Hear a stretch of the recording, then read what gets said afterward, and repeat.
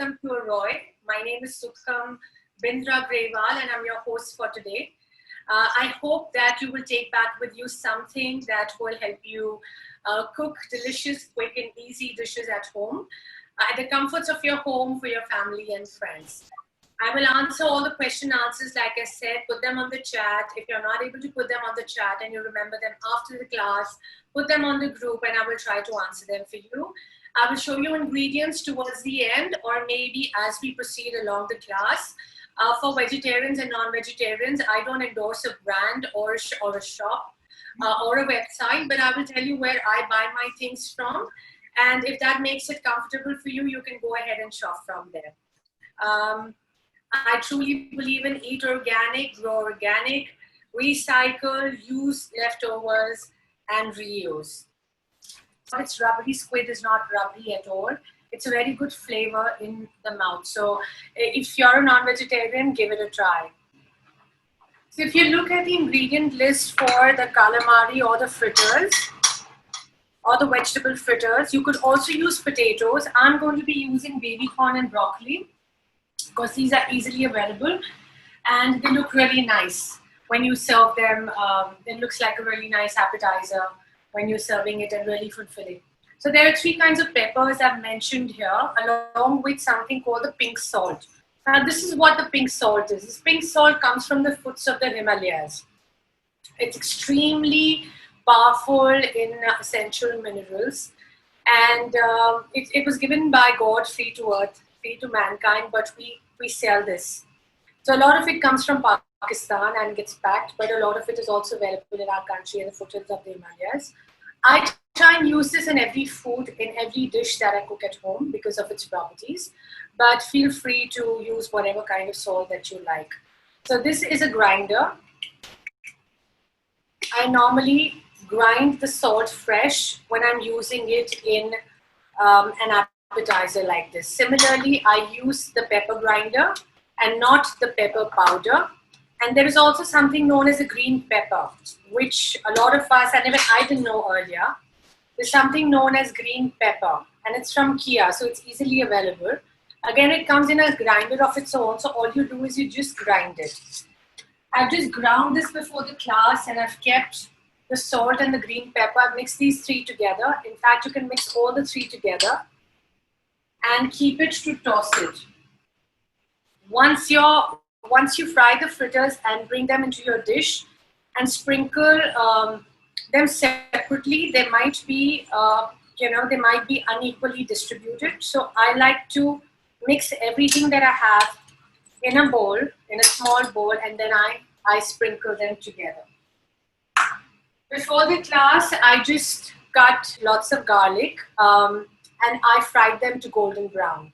So this is the golden brown that I'm talking about. It's not burnt, it's not darker than this, it's like a nice sunny color. So this is what I'm referring to. I have my corn flour, easiest thing to find. A lot of people use tempura powder as well, which is okay. But if you don't have the tempura powder and it's not coming to your supplier or your grocer, I prefer to use corn flour, and I mix a little bit of cold soda or cold water with it. Simple as that. Cold soda. And I don't make it very thick. I make it slightly thin.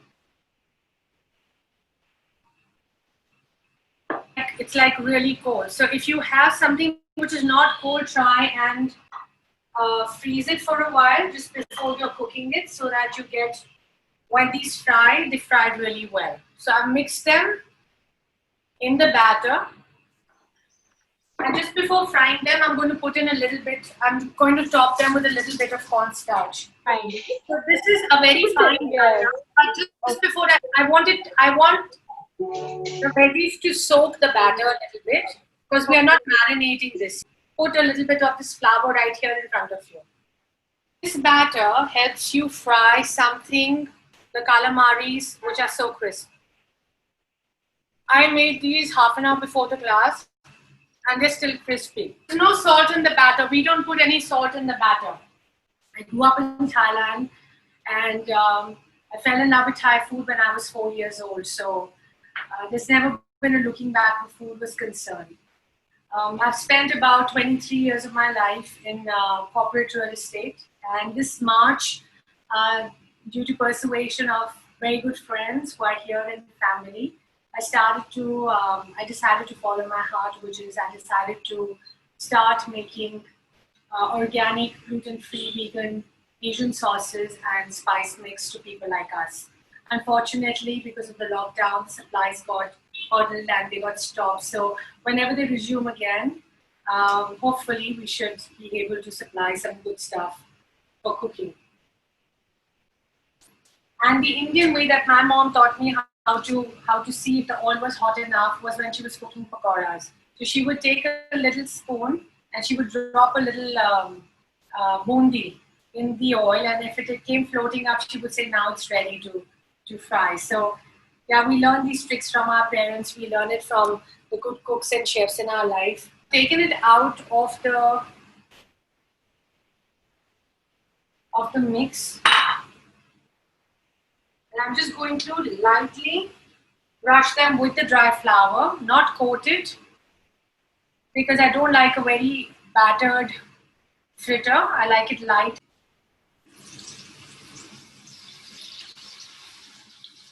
And there we go. So your saucepan or your wok has to be a little broad so that you're able to fry them together. Otherwise, the heat does not get equally divided. If you have a smaller saucepan, then do not fry a large quantity of fritters together. Do it in small batches. All of these vegetables were cooked before, so they were all raw. The hot water is going to cook them. Cook them enough for them to be crunchy, crispy, and fresh.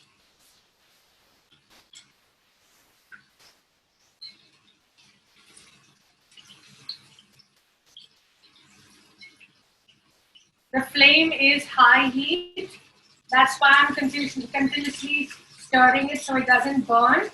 I'm just going to let it turn golden brown, and I'm going to remove it from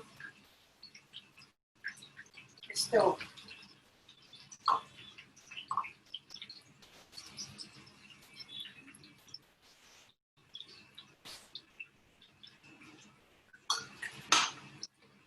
There you go.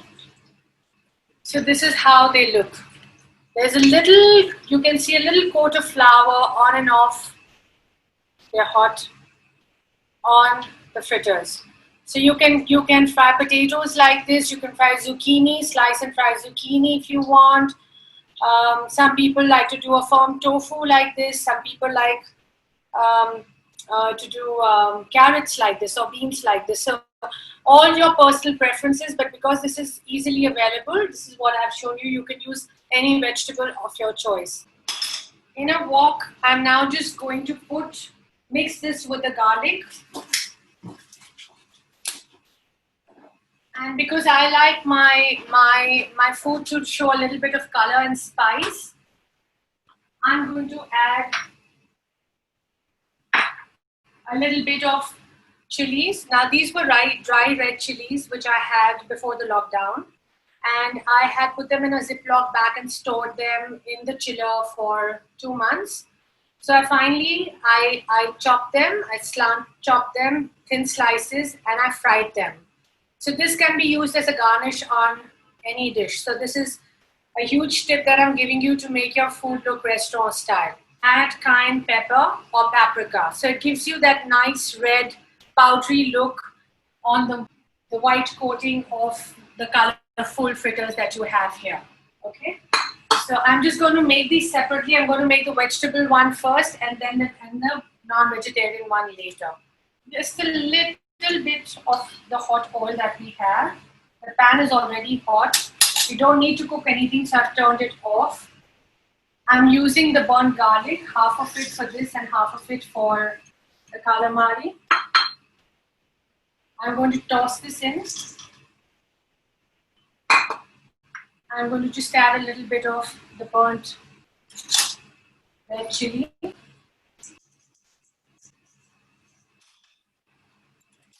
Cook it for half a minute so that it just blend in.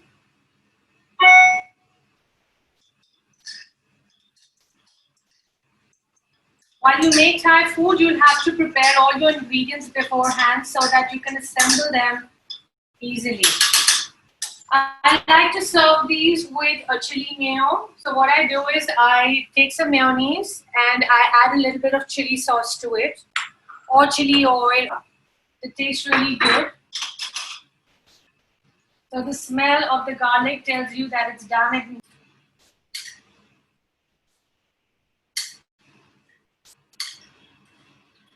I'll just show you the calamari bit. It's hardly going to take you half a minute because everything is hot and everything is cooked from before.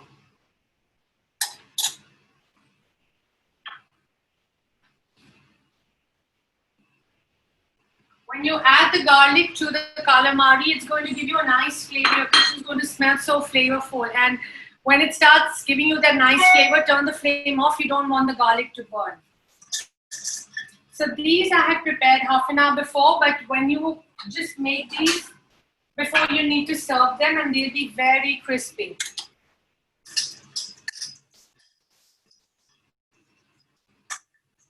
I have a couple of red fresh chilies which I will garnish on this because it looks really nice. I'm going to add the garlic.